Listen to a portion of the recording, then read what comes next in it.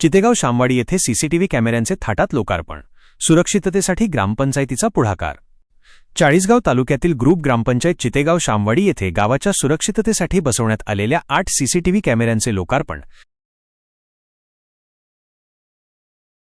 चाळीसगाव उपविभागाचे उपविभागीय अधिकारी श्री ठाकूर साहेब यांच्या हस्ते उत्साहात पार पडले।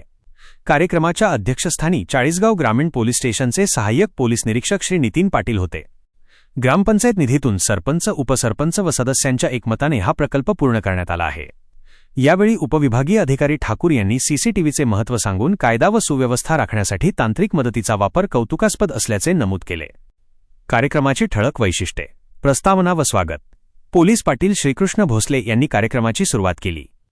सत्कार सोहळा, उपविभागीय अधिकारी ठाकूर साहेबांचा सत्कार ज्येष्ठ नागरिक बापूराव भोसले यांनी केला, तर सपोनी नितीन पाटील यांचा सत्कार चिंतामण कवडे व सुधाकरराव देशमुख यांनी केला।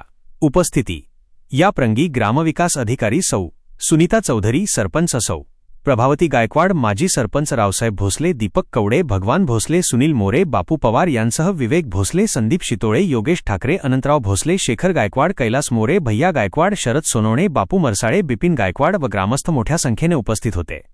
या उपक्रमामुळे गावात आता तिसरा डोळा लक्ष ठेवून असून गुन्हेगारीला लगाम बसण्यास मोठी मदत होणार आहे।